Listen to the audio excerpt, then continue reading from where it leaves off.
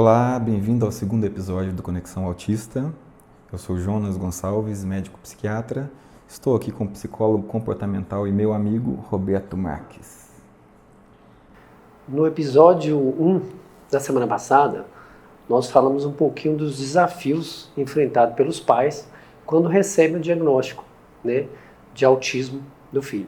Nesse episódio de hoje, a ideia é também falar, sobre a definição de autismo, mas também como ele se manifesta, os níveis de suporte, a gente vai comentar aí nível 1, nível 2, nível 3, e também os principais marcos do desenvolvimento, a atenção que a gente tem que ter, esses principais marcos do desenvolvimento, para poder estar buscando um apoio aí, um profissional da área para também diagnóstico e intervenção.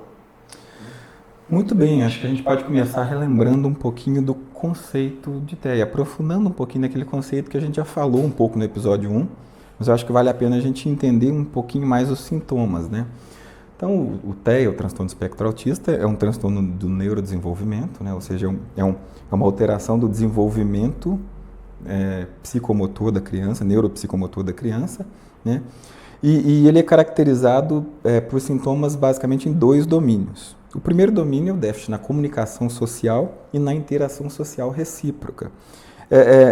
Os sintomas nesse domínio incluem as dificuldades de manter conversas ou vínculos afetivos, Então, uma dificuldade de estabelecer um diálogo onde há uma interlocução, onde tem duas pessoas, normalmente, ou tem uma dificuldade de se prender a isso, ao diálogo da outra pessoa, ou fala sem ler as pistas sociais, sem entender o que a outra pessoa está, se está compreendendo ou não, aquelas pistas sociais que a pessoa dá.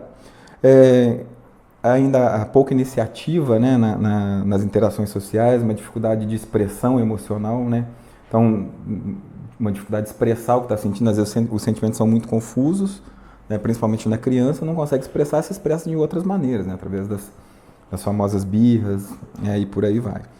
E ainda uma redução à ausência de comportamentos comunicativos, Então, aponta as coisas ao invés de verbalizar, de pedir, Então, esses são os sintomas no primeiro domínio. Os sintomas do segundo domínio são os padrões restritos e repetitivos, e interesses e atividades também específicas. Então, é um segundo domínio que é extremamente importante. Aí entram as estereotipias motoras, as estereotipias verbais também. Então, tudo entra nesse segundo domínio. Interesses muito específicos, a gente estava comentando sobre isso ontem, Roberto? Às vezes, o hiperfoco que o paciente com autismo tem em determinados assuntos, que pode ou não ser benéfico, A gente estava conversando sobre isso, que às vezes tem algum assunto que a pessoa tem um hiperfoco que é extremamente benéfico, Que ele pode utilizar aquilo para a vida dele, mas tem outros pacientes que são muito restritos difícil de ter interesse de pares, E qual que é o grande problema? Que não abre espaço para outros interesses, Então fica muito fixado naquilo, não abre espaço para outros interesses, e outros interesses que eventualmente serão necessários na vida da criança, do adolescente e do adulto. Dentro desse segundo domínio entram também as reações sensoriais atípicas, as crises sensoriais, as hiperreações sensoriais ou as hiporreações sensoriais. Então, aquelas reações que incluem todos os nossos sentidos, o olfato, as crises sensoriais olfativas, visuais, auditivas, verbais, entram dentro desse domínio. Então, basicamente, são dois domínios, E a gente precisa preencher os critérios de sintoma nos dois domínios. O diagnóstico do TEA é basicamente clínico, porém, normalmente multidisciplinar, Porque a gente não consegue avaliar todos os domínios, nenhum profissional sozinho consegue avaliar todos os domínios. Esse diagnóstico normalmente é feito na infância, hoje cada vez mais, Se a gente pegasse no passado, era um diagnóstico que era feito às vezes de uma forma mais tardia, E é um diagnóstico dimensional. Significa que tem que ter sintomas intensos o suficiente para prejudicar a vida do paciente. Então, não é simplesmente ter um sintoma, isso aconteceu comigo uma vez ou aconteceu comigo duas vezes, não. São sintomas recorrentes e intensos. Então, Esses são os critérios diagnósticos. Eu falei que o diagnóstico é multidisciplinar, né, porque normalmente precisa da avaliação de vários profissionais, né? E às vezes avaliações um pouco mais aprofundadas, né? Quando um quadro mais sutil, a avaliação neuropsicológica, né? Exato. E entre outros recursos. Agora eu queria conversar com você, talvez você pudesse falar para a gente um pouquinho dos níveis de suporte, Roberto. Assim. Sim, é bacana. Até para os pais entenderem o que, como que se caracteriza os níveis de suporte, né? Joia. Então, os níveis de suporte, a gente fala em 3 níveis de suporte, né? Assim, inclusive, no laudo é comum a gente encontrar, né? O CID depois coloca ao lado nível de suporte, nível de apoio, ou escutar as pessoas falarem, autismo grau 3, grau 2. Então, realmente se divide em 3 níveis de suporte, né? E conforme as dificuldades, assim, nível 1 é aquela pessoa que tem menor dificuldade, menor prejuízo nas áreas que são comprometidas por esses critérios que o Jonas estava falando, de autismo, né? Assim, então, o que a gente pode encontrar no nível 1 de suporte? Uma pessoa assim, com mais independência, né? Que é verbal, ou seja, que se comunica, que interage, que busca pares, que tem menos estereotipias, menos os sintomas do autismo, então, com menor frequência, ou às vezes que não tem uma restrição alimentar, ou que a restrição alimentar não traz tanto prejuízo, tá? Que não tem, às vezes, ecolalia, que é essa coisa de ficar repetindo frases, né, repetindo palavras. Então, o nível seria o nível de suporte 1. Então, ele precisa, como o Jonas estava falando, de ter prejuízo sim, né? Porque senão não estaria encaixando dentro dos critérios diagnósticos, né, autismo? Mas é um prejuízo mais brando, mas mesmo assim precisa de apoio. Só que precisa de menos apoio, tá? Porque ele desenvolve uma independência maior. No nível 2 de suporte, aí a gente já encontra alguns déficits sociais mais evidentes.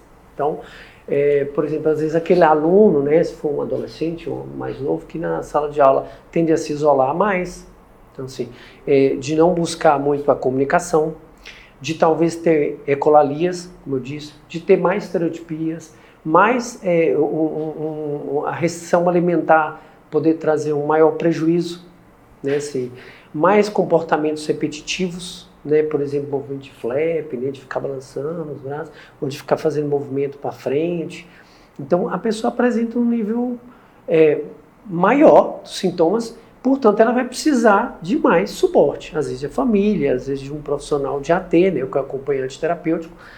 E o nível 3, esse realmente é onde o suporte ele é um apoio muito substancial, né, assim, normalmente a gente vai ver esses casos de nível 3 que tem um AT. É o que precisa de AT mesmo, que acompanha terapêutico, que precisa muito mais de intervenções em muitas áreas, né, assim, que a gente estava conversando sobre, você estava falando agora sobre os critérios diagnósticos. Então ela vai apresentar mais desses critérios e com mais frequência, maior intensidade, duração. E com prejuízos em vários domínios. Com prejuízo em vários domínios. Então, a linguagem, né, assim, a comunicação está muito mais prejudicada. Então, se a gente encontrar paciente não verbal, né? Paciente não verbal, ou mesmo que for verbal, assim, com muita dificuldade na comunicação. Né, com maior dificuldade na comunicação, mas normalmente nível 3 a gente não tem autista nível 1, 2 que não tem uma comunicação adequada. É 3. Assim, uma criança com muito prejuízo que não fala ainda é 3. Então isso é legal a gente frisar aqui. Por exemplo, quem está no nível 3 com intervenção pode passar para o nível 2? Sim, esse é o objetivo, inclusive, que ele desenvolva mais habilidades com as intervenções. Então, no nível 3 a gente vê um maior prejuízo, né? Você vê ecolalias, vê estereotipias, né, ocorrendo, maior rigidez para adaptar, tanto cognitiva, né, assim, às vezes atraso intelectual, inclusive, tanto cognitiva quanto rigidez de comportamento adaptativo, sabe, de rotinas. Então, se no nível 2 a pessoa já tem dificuldade, às vezes, de mudar uma rotina, de fazer algo de forma diferente, no nível 3 isso é ainda mais intenso, mais observado. E no nível 2, mais sutil, ou então com outro sintoma a gente não vai ver. Assim. Agora, eu acho interessante frisar, você falou bem sobre isso, que embora seja nível 1, em vários momentos da vida vai precisar de algum tipo de suporte, né? Claro, porque eu já vi vários pacientes se queixando disso, né? Assim, sim. Que nível 1 de suporte às vezes dá a impressão de que não precisa de muita coisa. Né? E na verdade precisa de muito suporte. Né? Assim, muito mais do que qualquer pessoa. Menor do que o 3, mas exatamente. Com certeza. Então precisa mais do que qualquer pessoa que não tenha o diagnóstico de TEA, né? Ah, não, com certeza. Isso aí acho que. Então essa é uma queixa recorrente, às vezes, principalmente de adolescente e adulto, assim, que já entende um pouco o que é o nível de suporte, o que é. Não, verdade, com certeza. Acho que é bom a gente frisar isso, que esse nível de suporte aí, conforme ele 2, 3, a dificuldade de manter uma rotina, das atividades diárias, inclusive no nível 3, a gente vê um desfraude muito mais difícil de fazer, assim, banho, lidar com as atividades de AVD e AVP, atividade de vida diária, atividade de vida pessoal, são muito mais custosas, né? É legal, acho que a gente... Agora, é interessante a gente pensar o seguinte, assim, a gente falou muito do diagnóstico do TEA, né? Dos sintomas, mas como é que a gente identifica esses sintomas na criança, né? Vamos pensar na criança, né? A gente costuma fazer muito pelos marcos do desenvolvimento, né? Sim. Então, no desenvolvimento da criança tem alguns marcos que a gente considera fundamentais e a gente vai acompanhando a criança e vendo se ela atingiu ou não esses marcos, né? Por exemplo, por volta de 2 meses começa a ocorrer o sorriso social, né? Aquela resposta que a criança tem quando você dá um sorriso. O olhar também. Né? O olhar, não, criança com 2, 3 meses, não fixando o olhar no olho, mas olhando o rosto, né? Sim, olhar no rosto todo. Principalmente quando a mãe está conversando ali. Isso, mantém aquele contato visual. Então, esse é um outro marco do desenvolvimento, né? Um pouco mais adiante ali, com uns 6 meses, 5, 6 meses, começa a balbuciar, né? Pequenas coisinhas, brincar com sons e ouvir a própria voz, né? Então, 3 a 6 anos, né? Com um pouquinho mais de 9 meses a 12 meses, começa a apontar alguma coisinha, já mostrar alguma coisa, né? Falar pequenas palavrinhas, né? Mostrar interesse por crianças da mesma idade. Então, esses são marcos importantes do desenvolvimento, principalmente no primeiro ano de vida, né, Roberto? E, assim, quais são os sinais de que não está atingindo esse marco de desenvolvimento? Quais são os sinais de alerta? Então, vamos lá, eu acho que já que a gente está falando dos marcos de desenvolvimento, eu acho que esse período, principalmente até 2 anos, né, 2, 3 anos, aí é muito importante estar atento, né? Coisa que por muitos anos nós não ficamos, por isso que um atraso para poder diagnosticar. Mas aí falou aí até 1 ano, então. Nessa fase de 9 meses a 1 ano por aí, a criança já começa a falar algumas palavras e às vezes outras já mais adiantados começam a falar frases, né? Às vezes sem verbo e outros com verbo ou com pronome, né? Assim, nessa fase de 1 ano aí, né? E acima disso, a ideia é esperado que a criança comece a montar a frase, em vez de ficar só apontando, né? De emitir, que a gente chama na linguagem comportamental, de tato e mando. Tato é um comportamento verbal que é de nomear. Falar copo, bola... E o comportamento de mando que é de pedir, né, de falar, me dá a bola, usar verbo para poder. Então, é isso esperado. Então, se nessa idade aí, né, sua criança, 2 anos, já não brinca, né, assim, às vezes de forma. Com a função do brinquedo, imaginação social. Você entrega um carrinho, numa certa idade, que a gente entregar um carrinho, a criança às vezes vai rodar a rodinha ou colocar na boca. Mas essa idade de 2 anos, a criança não fica colocando um brinquedo na boca, ela começa a fazer barulho de som de carro e fazer fantasia, já começa a fantasiar já, exatamente, né? Então, o que a gente tem que estar atento? Assim, ó, primeiro conhecer os marcos que a gente está falando de desenvolvimento. Segundo, assim, ó, observar, não está fazendo, né? Se a criança tem idade para estar falando algumas palavras, ela não está falando, então se atente a isso, você pai, né? Avós, ou seja, quem convive muito com essa criança. E claro, e se isso permanecer, mesmo uma criança está sendo estimulada, claro, com a criança que não é estimulada, Assim, pais que não conversam com a criança, que não brincam com a criança, claro que é esperado também que ela vai demorar um pouco mais, tá? Mas a criança é estimulada e não está apresentando esse sorriso social que você está falando. Você brinca com a criança aí na idade de 1 ano, ela deveria começar a imitar os sons, inclusive, para aprender a falar papai, mamãe. E os pais ficam fazendo graça com a criança fica sem expressão, ela não ri. Falta não de resposta fixa ao o nome. olhar, exatamente, chama, ô Joãozinho, tá, atenta ao ambiente aqui, nada de escutar e virar, né? Desperta o interesse pela voz humana e pelo comportamento humano. Exatamente, a expressão facial. O contato visual. O contato visual é de manter um contato visual, não é só olhar, né? sustentar o contato visual. Então, se esses comportamentos, né, assim, essas habilidades não estão aparecendo nessa fase aí, nessa idade, aí a gente precisa estar...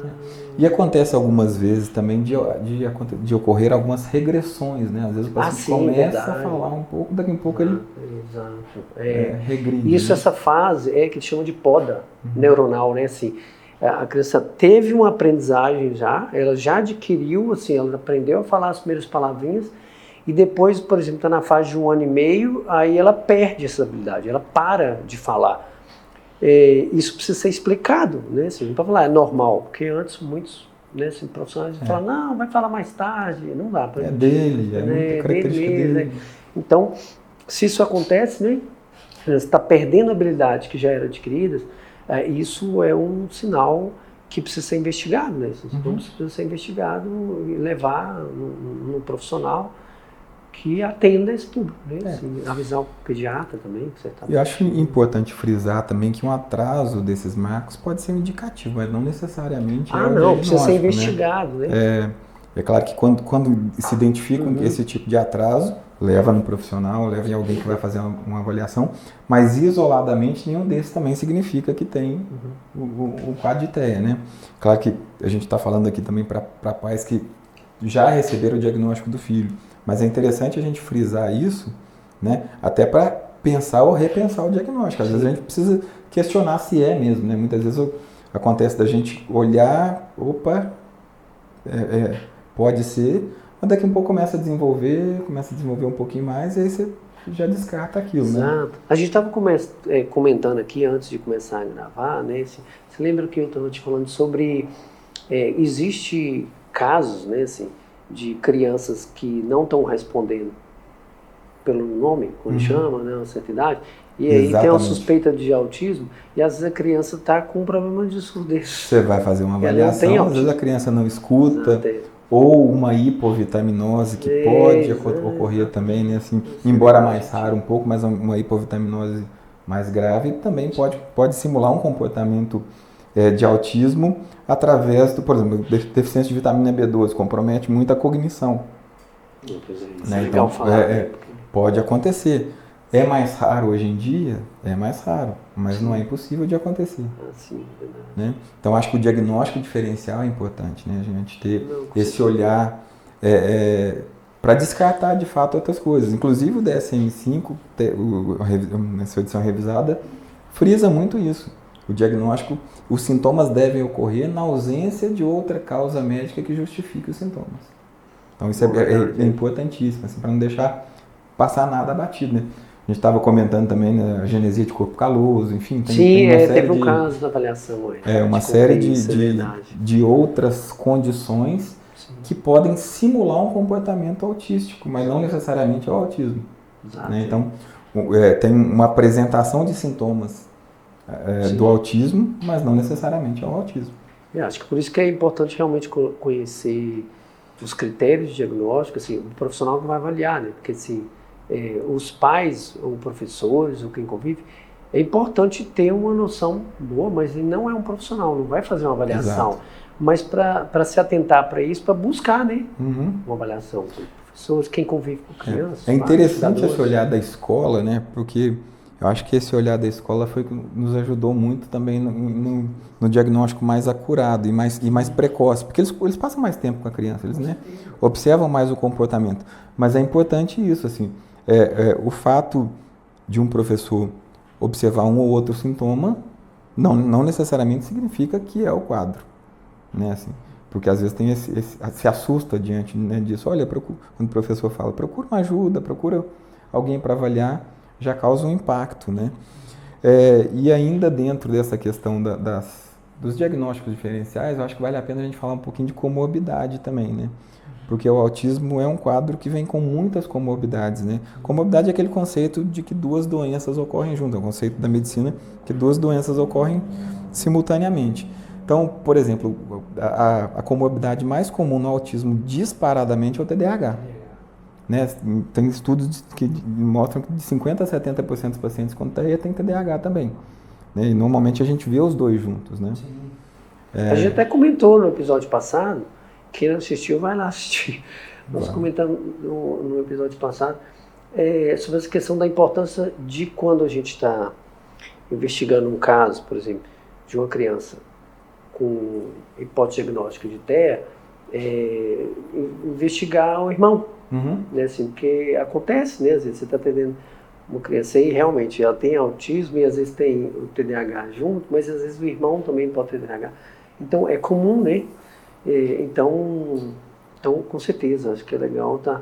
E a gente até falou também da medicação, né? Você estava falando no episódio passado sobre a questão da medicação, que a gente, normalmente a medicação que a gente usa no transtorno do espectro autista é uma medicação voltada para os sintomas, né? Para o que o paciente está apresentando naquele momento. Bom, é uma insônia grave, então a gente vai tratar a insônia grave. É uma irritabilidade, uma impulsividade com crise de agitação grave, a gente vai tratar aquilo. Então não existe uma medicação que trate os sintomas do autismo. A gente trata as manifestações, né? Sim. O que vem acompanhado junto com o autismo. E aí, em cada fase do desenvolvimento, vai ter um desafio diferente. Isso, bacana. Né? Que eu acho que é interessante a gente comentar sobre isso, sobre esses desafios, né? Porque desafio na infância e na adolescência, principalmente na infância e na adolescência. Na infância, o que você considera os desafios principais, assim, Alberto? Então, a comunicação é um desafio, né? Assim, que a chance de estar presente é altíssima, né? Assim, por conta do atraso, né? O verbal e o não verbal também, né? Essa questão de identificar sinais do outro, então a fala verbal e não verbal, assim, a comunicação também é gestos e tal. Então essa é sem dúvida, talvez a mais presente. É uma criança não identificar que a outra está chorando ou que a outra está... Até com essa questão da empatia, né? Se colocar no lugar do outro. Né? Assim, de mesmo no caso da criança, por exemplo, que não tem um atraso na fala, assim, ela conversa, né? Mas de quando ela está entre pares, de ela conversar muito do mesmo assunto e ela fica aquela criança que entende muito sobre um assunto, mas ninguém dá conta de conversar com ela, porque é um assunto muito incomum e que ela sabe muito aprofundado sobre aquele assunto. A gente até brincou. Um dia desses falou, tem uns adolescentes, crianças, às vezes começam a estudar sobre a baleia, sabe tudo sobre a baleia. Só quem tem paciência de ficar conversando, os coleguinhas falando de Minecraft, joguinho, e vem um falar, né? Só sobre isso. Então a questão da comunicação, desfraude que acontece mais cedo, mas também é algo que muito presente, né? Assim, a questão da restrição alimentar. Que é uma queixa extremamente comum, né? Muito comum. Uma coisa que toca muitos pais é a dificuldade de alimentação, né? E precisa, né? Porque realmente a gente está falando agora sobre a falta de vitaminas, nutrientes, o que pode causar. E o que você citou também, já você está falando de TDAH, mas um sintoma também que é muito comum, é no TDAH também, né, inclusive, mas até é a questão do sono. Então, eu conheço casos de crianças assim, com 5, 6 anos, com TEA, né, assim, nível de suporte 2, 3, que não dormem. Não dorme. E os pais também não dormem. Aí você imagina o quanto prejudica a rotina. Né? Uma alteração da família, né, dos vínculos familiares e um estresse no núcleo familiar que é mensurável, né? A gente vai ver uma criança, e aí aparecem outros sintomas, né? Irritabilidade, porque não dorme, irritabilidade. Aí começa a gente... Mas esses talvez sejam os mais comuns, claro, nessa fase, né? Porque a adolescência vem outros, né? Essa questão do sono é interessante porque tem um estudo que correlaciona a quantidade de sono ao desenvolvimento favorecido ou não. Verdade. Né? Então, assim, a gente bate muito nessa questão do sono, isso é muito importante a criança dormir, porque a criança que dorme menos tem uma tendência a se desenvolver menos. Sim. Né? Então, o sono é um marcador importantíssimo. Acho que uma outra coisa que vale mencionar, que também mobiliza muitos pais, são as crises sensoriais, né? Sim. As birras, que não é uma birra, na verdade é só uma forma dela se expressar, ela não consegue expressar de uma forma que todo mundo entenda e ela começa a escalonar aquilo, né? Assim. Então, ou pode acontecer diante de uma crise sensorial, uma birra, ou diante de uma intolerância à frustração, que também é muito comum, né? Assim, não entender que não pode fazer aquilo naquele momento. É verdade, com certeza. Não, isso aí eu acho que então essas eu acho que são as mais o brincar comuns. também, né? O brincar também, acho que a gente tá falando da infância, nós vamos pensar, a criança com 9 anos, 8 anos, né, tá nessa fase aí, e aí que tá com muita dificuldade de brincar, ou que não tem um brincar funcional, ela começa a trazer mais prejuízo entre pares, assim, ela começa a ficar isolada, né? Os outros coleguinhas às vezes falam, não, ele não sabe brincar. E aí é fácil. Tanto porque a própria criança às vezes não tem interesse em socializar com as outras crianças e as outras crianças também não têm o interesse no assunto ou no tema específico, né? Então é uma questão recíproca. A dificuldade de rotina também, né? Também manter manter a rotina. Ou quando precisa mudar uma rotina. Mudar de atividade também, né? Assim, aparece muito na troca de um ano letivo para o outro, né? Muda a professora, muda a sala que estava, muda de escola às vezes, muda de escola. Também, né? Assim, tem escola que vai até tal série, e aí tem que passar por outra escola, e aí também é comum a gente observar essa dificuldade. Tá aí na adolescência. Isso acho que a gente vê, também tem outros, né? Assim, a adolescência, eu costumo brincar que a adolescência normal já não é normal, né? Ela é anormal. Então, a adolescência vem de dolo, né? de sofrimento. Então, uma adolescência normal já não é muito fácil. No paciente com TEA, isso é um pouco mais complexo, porque nessa fase começa a ter uma exigência maior para as habilidades sociais, né? Então as relações ficam mais complexas, começam a ficar mais complexas. E aí o paciente começa a entender cada vez menos o que está acontecendo. Né? Se ele tem a dificuldade de fazer essa leitura das pistas sociais dos pares, quando é um adulto que dá as pistas adequadas, quando é com outro adolescente que não dá a pista adequada, porque também está passando por adolescência, isso fica muito mais complexo. Então, acho que de cara é um primeiro sintoma que aparece. Assim, começa a haver mais conflitos, né? Entre os amigos, entre os colegas, vamos dizer assim. Né? Deixa eu interromper rapidinho. Claro. Que eu acho importante falar. A gente estava falando de nível de suporte, eu lembrei. No nível 1, por exemplo, às vezes passa mais despercebido, né? Para diagnosticar. Então, assim, aí quando chega na adolescência, aí você falou, aumenta a necessidade de ter mais habilidades sociais mais refinadas. Mais refinadas. Isso. Aí, às vezes, começa nessa fase. Às vezes um bullying, isolamento, que talvez você fala. Aí tem chance dos pais estar procurando. Agora, né? Porque antes passava também, batido. Mas hoje, às vezes, tem acontecido, não sei se na sua prática, mas comigo tem acontecido de pais me procurarem, menino com 12, 13, muito né, e começar a suspeitar de autismo agora, 12, 13, 14 anos. Porque começa a ser mais demandado socialmente, né? Às vezes ela é aquela criança que é um nível 1 de suporte e fica naquele limite ali, né? Talvez o que antes a gente chamava de Asperger, né? Assim, que era... Você vê que tem algumas coisas diferentes, mas que ela vai fazendo um masking ali, que é uma coisa que eles fazem muito, né? Que é simular comportamentos que eles observam, mas sem entender muito bem o que é aquele comportamento, né? Faz uma simulação para se passar por igual, mas sem entender muito o que está acontecendo e sofrendo. Porque é importante você ter falado isso, porque em alguns casos, mesmo quando mais velho, que começa a fazer masking, e aí pode ter uma dificuldade em relação à crise de identidade também. Sim. Eles estão fazendo um papel, né, assim, se comportando de uma forma, não autêntica, tipo, não entende ou, né, assim, copiando muito, imitando muito, mas não necessariamente, né? E aí, às vezes, tem dificuldade em relação a isso. Isso é uma coisa que dificulta muito o diagnóstico, né, Roberto Meskin? Porque às vezes a pessoa passa um bom tempo, uma boa parte da vida fazendo isso, sofrendo, sem conseguir verbalizar o que está acontecendo, porque muitas vezes também não entende o que está acontecendo, né? Tem essa dificuldade de entendimento, até que a pessoa, até que você começa a entrar um pouco mais, assim, acha uma abertura e começa a entender, e aí a coisa se revela, né?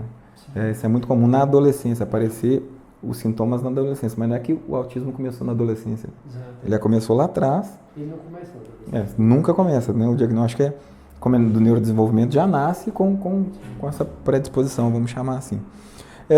Na adolescência também tem um maior risco de sofrer bullying, né? Do isolamento. Adolescentes adoram bullying, né? Assim. Ainda mais que tem uma chance desse adolescente com TEA se comportar de forma muito atípica. De forma não esperada. Dos pares, né? Muito diferente, né? Não esperada. E aí ficou esquisito, e aí a chance de receber... E com bullying vem ansiedade social. Sim. Né? Uma dificuldade de se expor, porque a chance de acontecer de dar ruim, vamos dizer assim, quando se expõe é muito grande. Né? De não se comportar como as pessoas esperam que se comporte. Então, a ansiedade social aparece quando vai apresentar trabalho, né? Precisa apresentar um trabalho na frente. Hoje, quando a gente tem o diagnóstico, isso é muito mais tranquilo, porque a gente consegue esse suporte na escola e evitar esse tipo de exposição, né? Mas até um tempo atrás, ou quando não tem o diagnóstico, isso é uma tortura, né? Sim. Uma tortura para o paciente. Então, ter que se expor, saber que vai eventualmente se expor ao ridículo, que mais cedo ou mais tarde isso vai acontecer, né? Que vai ser ridicularizado pelos colegas, e então o que acontece? A retração. Já tem uma tendência à retração pelo autismo, acaba se retraindo mais ainda na adolescência, né? Então isso é um outro risco, uma outra situação que acontece com muita frequência na adolescência. Se a gente entender isso, a gente consegue antecipar. Acho que a importância da gente estar falando aqui desses desafios é a antecipação, né? A gente se antecipar isso, para que isso não ocorra. Eu acho que vale a pena, para o pessoal que está assistindo, a gente também dar alguns exemplos, né, de situações aqui que a gente percebe, né, em relação a essa dificuldade na adolescência, né, assim, que pode não acontecer só na adolescência, né, mas, por exemplo, na atividade que poderia ser uma situação simples, como cortar o cabelo, né, assim, ou tomar um banho, né, assim, e aí a gente vai observar uma dificuldade muito grande de recusa de cortar o cabelo, né, assim, você fala, por que esse menino não quer cortar o cabelo? Uma situação que pareceria rotineira, corriqueira, né? Exato, uma situação simples. E aí isso acontecer. E também, então isso pode acontecer. Outra situação, eu acho que na comunicação, que eu acho que é comum, principalmente às vezes a gente vai conversar com os pais, e está falando dessa possibilidade do filho ter autismo, aí a gente escuta de algum familiar assim, mas ele interage. Ele vai até os coleguinhas, ele conversa.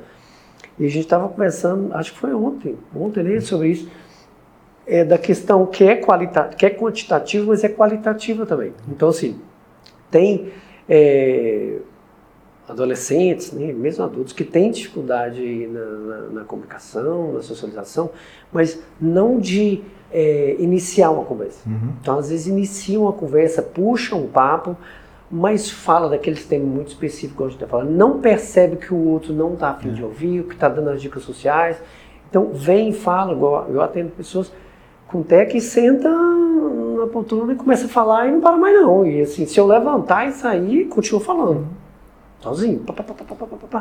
E puxa assunto, mas não está atento assim, peraí, deixa eu me calar agora que o outro pode ser que está querendo falar. Não tem isso. Sabe? Então não é apenas na quantidade de fala, é na qualidade da fala. Como que acontece, na manutenção do diálogo, de avaliar a questão do interesse, das dicas que você falou também. Então isso é importante falar, porque eu já escutei várias vezes, mas como que ele é autista sendo que ele brinca, ou que ele interage na escola, ele conversa com todo mundo. E aí você vai avaliar como que é essa interação, aí você pode chegar, não tem atraso aqui nessa interação. Então acho que vale... E vocês de casa, vocês já passaram por alguma situação semelhante, alguma situação com o filho de vocês, em que vocês avaliaram como uma situação corriqueira e que daqui a um pouco isso tomou uma outra forma, tomou um outro rumo? Depois diga um pouquinho pra gente, né, manda uma mensagenzinha se vocês já passaram por isso. A boa notícia é o seguinte, esse é um comportamento neurobiológico e tem como a gente manejar isso de uma forma saudável, né? E esse vai ser o próximo tema, o tema do nosso próximo episódio, do episódio 3, como manejar determinadas situações, determinadas crises que ocorrem ao longo da vida do filho de vocês. Hoje nós falamos aí dos critérios da base, né, do que é o autismo, né, comentamos também sobre nível de suporte e falamos dos marcos, né, do desenvolvimento, aí, do neurodesenvolvimento, que eu acho muito importante, né, você também, né, Josi? Exatamente, assim. Então, lembrando para vocês que no episódio 3, no próximo episódio, né, a gente vai trabalhar um pouquinho como lidar com essa rotina, como tentar criar uma rotina saudável, quais as situações que podem acontecer e como a gente pode manejar algumas dessas situações e o mais importante, como criar um ambiente saudável, né, para o filho de vocês se desenvolver. Se vocês conhecem alguém que está passando por essa situação também, compartilhe esse vídeo, tá? Convidem eles para ver o episódio 3, pode assistir o episódio 1 e 2 também, esse episódio que a gente está fazendo aqui agora, ele vai estar no nosso canal do YouTube. Segue o nosso canal, a gente tem um canal no YouTube, um canal no Instagram, se vocês acharem interessante, segue lá, porque a gente vai postar mais coisas, vai estar postando cada vez mais coisas. E continue conosco nessa jornada. Semana que vem a gente está junto de novo. Isso, Deus quiser. Gente, um abraço para todos, boa noite. E a gente se vê no terceiro episódio.